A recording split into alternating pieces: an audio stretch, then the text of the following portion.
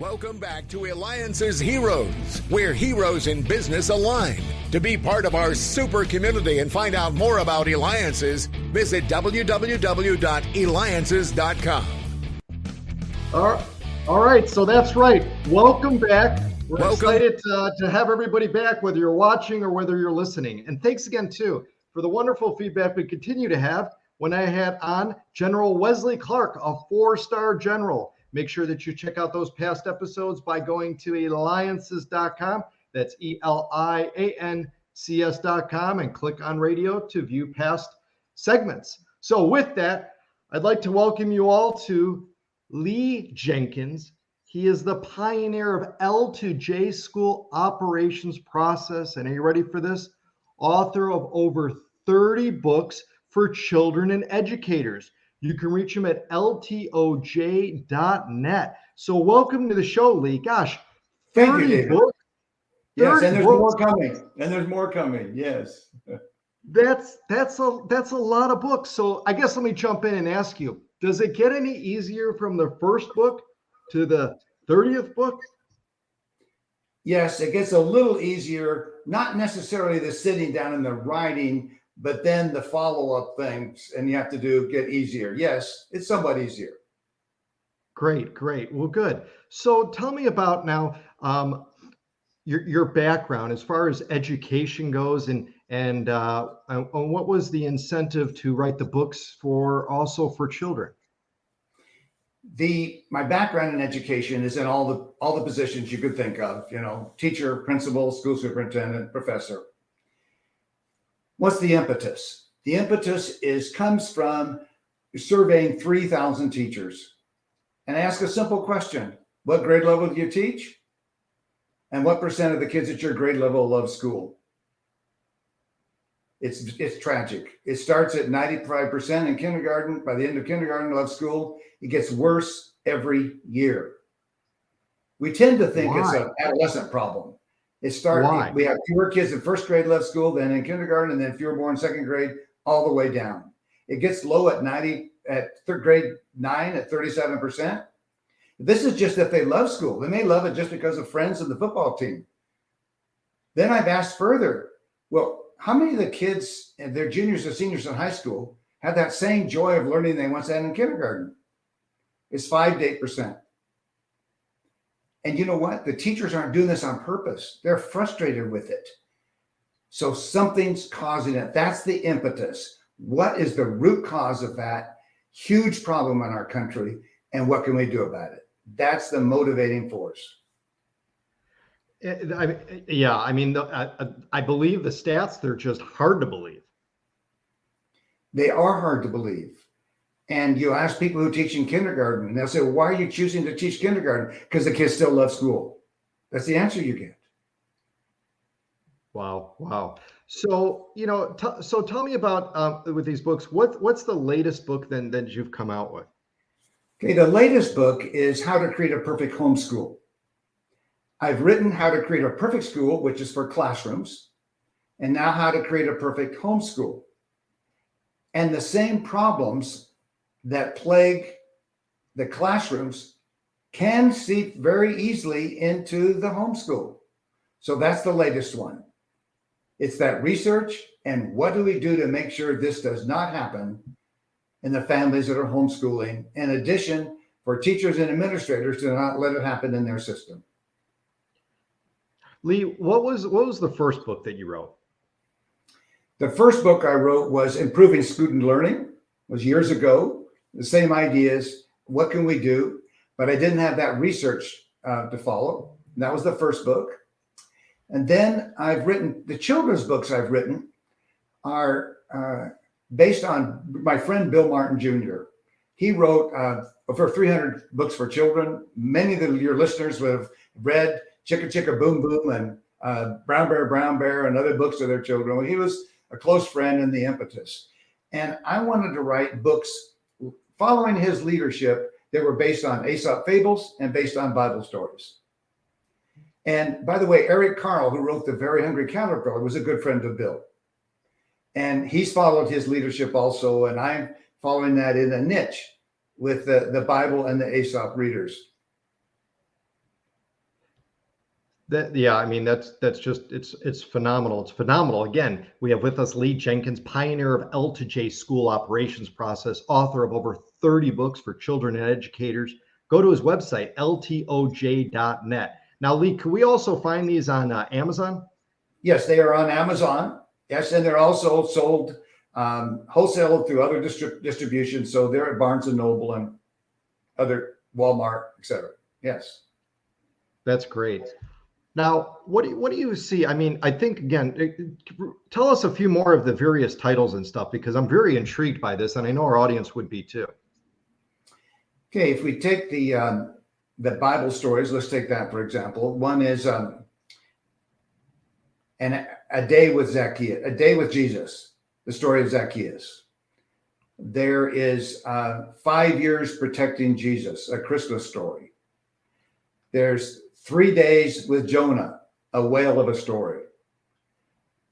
They're all early readers for children that learning to read at ages 4, 5, and 6. Those are the children's books that I've written. And there are lots of great early readers out there on the market, a lot of them. But the uniqueness of mine is the stories are worth remembering. Some of the stories out there for early reading, they might be successful in reading, but the story has no lasting value. And that's what I want. And then there's the latest Aesop fable one was sour grapes. It's Aesop's fooling yourself fable. There is the thirsty crow, Aesop's step-by-step fable. So they're worth remembering, but the art is unbelievably good, and the storyline is easy enough for the children to read it. Think about Eric. Oh, go ahead. No, continue, please. This is intriguing. Eric Carle, people know his book, The Very Hungry Caterpillar. Kids love that and they can read it. But some of the reading experts say, oh, no, they can't read that. Caterpillar has 4 syllables. It's too big for them when they're age 5. No, it's not. and Zacchaeus, they say, well, no, they couldn't read that when they're learning to read. But of course you can. It's on the words on every page. Of course they can. Yeah. Wow. Now, Lee, with again over 30 books that you've written for children and educators. By the way, you can find them at ltoj.net. Net. You're listening, watching me, David Kogan, host of the Eliances Hero Show, the only place where entrepreneurs align. So make sure you go to Eliances.com. That's ELIANCES.com. When you go about now, writing these books, and I'm sure you're going to be coming out with more books and that. Where does it come from? Like, do you start taking notes of things that you're thinking about? Are you typing at the same time? Is it like, I mean, how do you do it? I usually write in pencil first, and the first edit is when I sit down at the computer. The ideas, I don't know where to say they all come from, but of course, if you just look at Aesop fables, you read them and then you say, well, which one can easily be written into a pattern? Because the Very Hungry Caterpillar, brown bear, there's a pattern. And then that's what the kids need, is to hang on to it and to read. So I'm looking for patterns. Then there's another set of my books that are in mathematics. Mathematics is a struggle in elementary school because we're teaching tricks and not real deep understanding in so many places. So those come from, okay, what tools can we give educators so that the math truly makes sense? And maybe the biggest one is in fractions. We get out materials to show kids what it looks like. And then we put them all away to teach the formulas. So when I was a math coordinator for a school district, just before I arrived, 90% of the grade 6 students missed the question 1/2 divided by 1/4 because they never were taught what it meant. They all knew there were 2/4 and 1/2. The answer is 2, but they missed it. So I want it to make sense. There's so much of what needs to happen is just make sense. The brain learns instantly as soon as it makes sense. And if a kid is struggling to learn, they're struggling because it doesn't make sense to them. That's great. I love the field that you're in and stuff. So I went to your website, but I got to ask you about this one. This one stood out different from the other various titles that you have. All About Henry, the rich widower of Savannah Valley. What's up with that? That was a fun one. And to help people, you see, My wife died 2 years ago this month. So I was a widower. So I wanted to write a book about that experience of being a widower. I didn't expect it.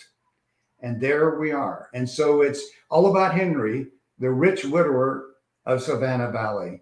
And he's a good guy. That's his story. His license plate is BYKOTA, which stands for Be Ye Kind One to Another.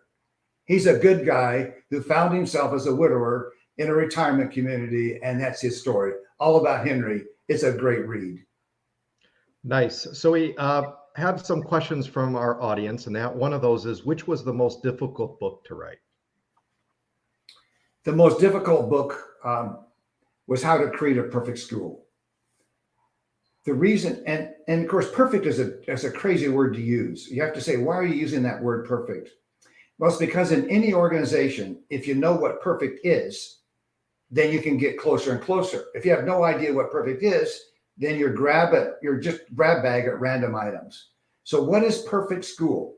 It's that love of learning. We talked about it earlier, David. That love of learning children have in kindergarten is maintained for the next 12 years. That would be perfect. And that's a hard one to write, to get people to think, of course, we're not going to be perfect. Of course not. But if you don't know what it is, you're never going to get closer. And that, in all your listeners are in different fields, whatever field they're in, what would perfect be? Define it and then work as a team to get closer to it. For young children, here's the next question we also got from audience member listener. Is it better for the child to read to the adult or the adult to read to the child when they're very young? It's both. You start by the adult reading to the child. And the reason you want pattern books is because after a while, the kids pick up the pattern and they start reading parts of the book back to and that's exactly what you want. The most important reading skill is for the kid to think, I can make a go of this. I can learn to read. When the kid says, oh, I can't read, then it's a downhill battle. It's hard. So that is part.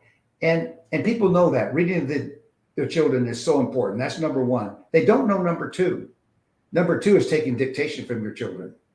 Start as soon as they can talk. When they scribble a picture out, get a pen and say, well, tell me about your picture, and write down what they say. They need to know that the words they speak are the same words that are in a book. And somebody can write down what I said. And probably the most popular book that I've written recently is a wordless book for young authors.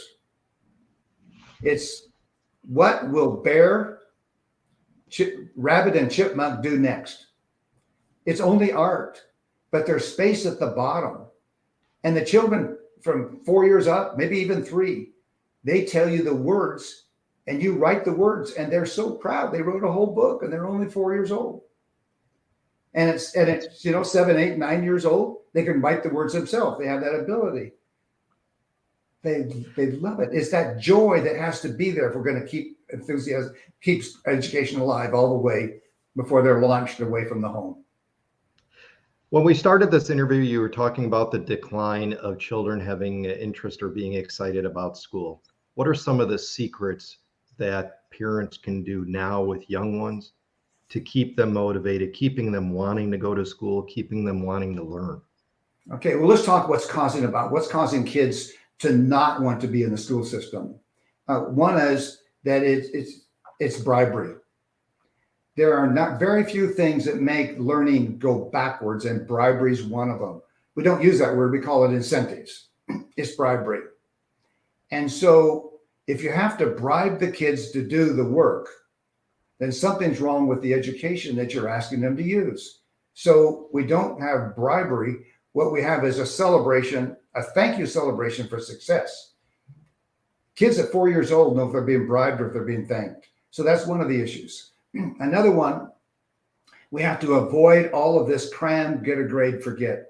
It starts in first grade spelling. And two MDs have told me recently, that's how you get through medical school. You cram and you give the professor what they want, then you can forget it. Then you cram, get a grade, forget. Help the kids avoid that stupid system. I often ask people, it's a rhetorical question, who has the most control over education in America? And by the way, the person who has this control has the same control over public schools and private schools. Who is it? It's the person that created these weekly quizzes that you only have to know for Friday and you're good to go. So all over, starting about a month into first grade, they know you don't have to learn it. What a terrible thing to teach kids. You don't have to learn it. You just have to do it for Friday. All right, we've got time for one more question, and this is, I think, an interesting one from your perspective, and that is what advice do you have for children, how they can make a difference in the world around them, like you've been and like you continue to do with being author, being, various roles in education and over 30 books for children and educators that you've authored? I would say to them, to have influence, you have to say what's in your heart, and what's in your heart is helping people. Now, there's some side benefits. You can make good money. You can live in a nice neighborhood. There's some side benefits, but that's not the aim. The aim is helping other people with their life. And then other benefits come along, the secondary.